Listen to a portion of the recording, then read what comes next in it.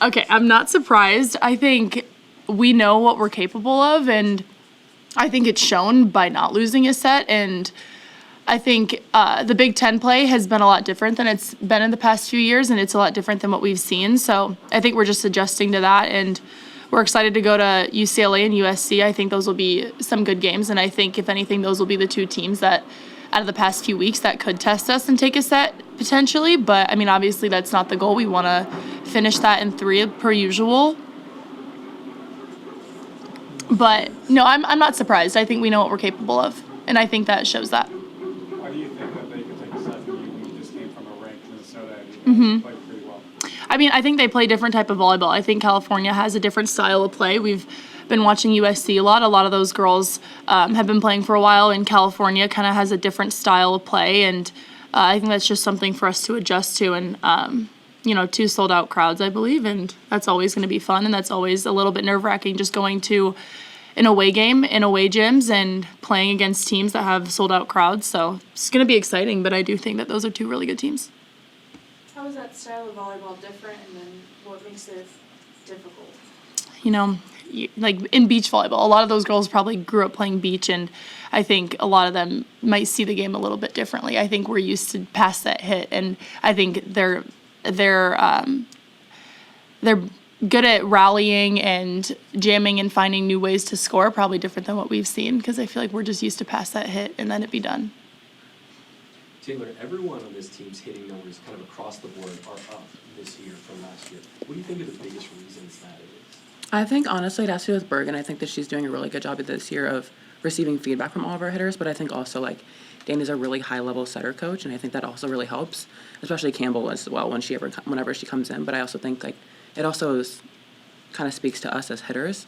I think we're doing a really good job of also finding really good ways to score, and honestly find more innovative ways to score than just a roll shot or a tip down the line or whatever. We're utilizing the jam. We're trying to go off block. We're not trying to be afraid of the block. We're actually trying to utilize it just because we can see it as a strength and not just a weakness. Why do you think that versatility has shown up this year? Is that something that Dani has tried to train more? I think so. I think that she gives us the creative freedom to kind of experiment and just try things, and she's not really angry or anything like that whenever we try things. She's very much go for it. I like you to try different things. I want you to go for it and just experiment, just because, sometimes it's not going to work out, but more times than not, if we keep going back to it over and over and over again, the likelihood of it being successful is really, really high. You get it, Kelly, against Minnesota, where you tipped it to the back corner. Is that out of your comfort zone too? Is that kind of that Tip of death. Yeah. We call that the tip of death. Yeah, so we don't want to do the tip of death, but we do want to work on a lot of jamming and let's just say it's a high added system ball, throwing it into the blockers and seeing if that works, or even trying to recycle or recover something if it's not a great set, but just being more smart rather than just trying to just find a spot or just get over the net. Harper, I guess just that creative freedom that Taylor's talking about, how has it maybe elevated your game in your junior year? I agree with Taylor. I think Dani's open to us trying new things, and I don't think we're afraid to try new things and fail. I think, like Taylor said, she wants us to try that, and she wants us to maybe fail at some points, because you're not going to get any better if you don't fail at some point. So I think for outsides, we have to manage a lot of balls. We get out-of-system balls, we get junk balls, we get in-system.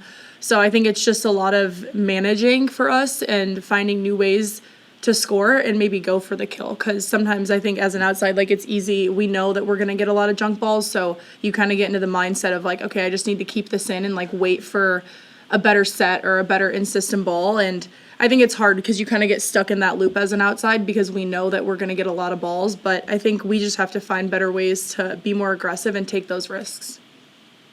Harper, how have you seen Bergen kind of develop this year, and how has it been in the first couple of years that you were here together?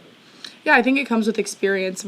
She's been here for 2-3 years now, so I think she's just seeing the game differently. I think I've said that many times. As you get older, you see the game differently and you become more experienced, and I think that's what's happening with her. I'm not gonna talk about how hard she works and all that stuff, because we all know she works hard and we all know that she wants to be the best, but that goes without saying. She's obviously one of the best setters in the country, and I think she's proving that, and she deserves all the recognition that she's getting because she's put in that work, and she's helping our team be super successful. Half the time, I don't even know if our passing numbers are great, but somehow we're still hitting 500 as a team, and that just speaks to Bergen and how good she is. How does Dani's philosophy of go for it help Bergen kind of open up the offense and set tougher balls too? Yeah, for both but me or both of us. Both of you. Okay. You want to start? No, you got it. Well, I think honestly, I mean, we also have like this huge philosophy of just covering and stuff, so I think that also just helps overall everything. But I think honestly, like the amount of feedback we give Bergen also helps. But I think honestly, just really going for it and showing that we can get these kills off of balls that we're going for as we kind of keep going along season. Of course, in the beginning of the season, it's going to be a lot of high error, a lot of failure and stuff. But I think as we keep going throughout the season, we see more and more success. So I think that honestly gives Bergen a lot more confidence. Just like set these not ridiculous out-of-system balls, but like, you know, go for it. She can go for it just like we can go for it. I think it's easy to, like, as a setter, make the easy set. And I don't think Bergen has ever really been that type of setter. I think she's always kind of gone for it and been able to reverse the flow. But I think Dani's really happy with how she's run our offense. And I think Nebraska is always known for having a balanced offense. And that's how our setters have been trained. So I don't think Bergen's ever been the type to make the easy set. I think she as a player and as a person is willing to try new things and willing to fail. So again, I think that just speaks to how she is as a player. And again, like the fact that she's willing to do that also means that she's trusting us to make those big plays and make those swings. So I think it's all it's coming full circle for all of us, just seeing she's been able to grow in that aspect, and we've been also able to gain her trust. Taylor, I mean, Bergen doesn't set every single ball to go out of system balls. How has the team evolved this year to be a better out of system attacking team? Honestly, I think it's a really good question. Jalen yelling at us to set the ball better. Yes, facts. Honestly, I think that actually comes down to kind of footwork, honestly, just as all attackers. Like, we all have to be really good at out-of-system because there are balls, like, sometimes where maybe one of our outsides are on the floor, so we have to reverse the flow.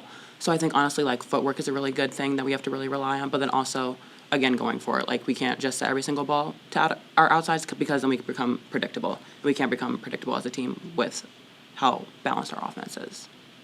Harper, Dani kind of identified out-of-system setting as one of the areas, I think, early non-conference that they could improve on. Do you think you're taking steps forward this year? I think so. I think naturally hitting in system is easier. And I do think, like, you know, working with the littles on having more consistent out-of-system balls is going to make our job easier. But again, like, the point of out-of-system is because it's not perfect. So I think also as hitters, like, we have to shift our mindset to, okay, we know we're getting an out-of-system ball. It might not be perfect, but we still have to find a way, again, like I said earlier, to manage and to make it better. Because it doesn't all fall back on the littles and how good their set is. It also comes down to our footwork and our discipline and our training on how we can still make a high-level swing and if you don't get a kill, make the other team rally and make them play. We'll talk specifically. There was the one play last week where Laney had the diving save when the back row attack got blocked. Laney popped up, and Bergen was 5 feet behind the defensive line and set it to you on the pin. When you see Bergen that far away, what do you think you would get a good shot off that play? Yeah, I think I remember that play. In moments like that, I feel like what's going through my head is like, okay, this is a big play, a big rally, like, just go for it. I think those type of rallies and those types of saves that Laney and Bergen make, you just want to get that kill for them because they put all that work in to keep the ball up and to set you up. So I think in that moment, what was going through my head was just swing, and obviously it paid off. But I think in moments like that, that's really just a testament to our team's focus on defense and our team's focus on making teams play and making them earn their points. So yeah, like I said, I think I wanted to just go for it because, you know, in rallies like that, when you want to end that rally, you're not going to win that long of a rally by tipping. For either of you, what was it like hanging out in the Norris student section? Why is it important for you guys to support Mallory and Macy? Yeah, we knew Macy, like, the whole weekend was talking about getting home and going to that game. And then I think when we landed, I, for some reason, thought it was at Pinnacle. So when we realized it was at Bob, I looked at Taylor and I was like, we should just go for a little bit. And then Laney and Ryan joined in on that, and we all showed up, and we drove home right from the airport to here. Well, parked our cars, ran inside, and just got in the student section. I think we were just really hyped up for Mal, and obviously she's going to be here in a few years, and her and Macy have a great relationship, and it's been super special to see how much Macy cares for Mal and how much she cares about her success. Macy's gone to all of her high school games and been watching her, and I think it was just cool that she finally was playing in Bob and in a place where we could all come and support her. So, you know, she brought us cookies in the locker room today and thanked us for supporting her, and we're just super proud of her and excited for her to get here. It's obviously she grew up here, so I'm sure it's been a dream of hers for a long time. So it's just, yeah, again, just excited for Mal to get here. Do you have a message for the players that are gonna sign tomorrow, thinking back to your own signing day? Oh, they're signing tomorrow. That's crazy. Gee. Not specifically, just, Oh, I mean, yeah, it's an exciting day. I remember when I signed coming to Nebraska. So, I mean, yeah, it's just simply, it's an exciting day, and I'm excited for them. I feel like that's kind of when it sets in that it's coming soon and they're going to be here soon. Harper, what's impressive to you about what Andi's doing hitting this season?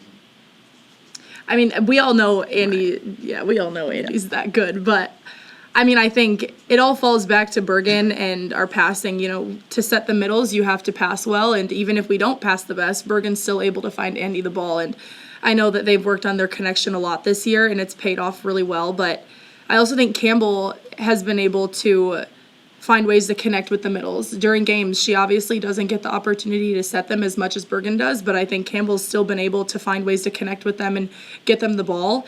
And I think it's probably helpful for the middles to see a different type of set and hit off of both of them just to adjust and learn what they need and what they want out of the setters. So I think they've just put a lot of work into their connection, and it's pretty simple. I think it just pays off in games.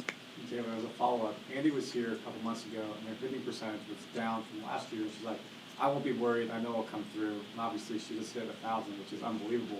What have you seen from her off the court that's helped her stay mentally set to prepare for the moment? I mean, I don't think there's anything different. I think that it's honestly, Andi's the same as she was this year and last year. I think that it just kind of comes down to, honestly, Dani's freedom to just kind of go for it. Like I said before, I think, honestly, Andi comes in the gym every single day prepared to do whatever she needs to do to be able to get a kill. So I think, honestly, the connection that she has with Bergen, I think, has also been amazing. The same thing with Campbell, and kind of like what Harper said, being able to hit off different sets. But I think her mindset, I don't think is very different, but I think it just comes down to her just like wanting to get a kill, doing whatever she can to get a kill. All right, thank you. Your birthday tomorrow.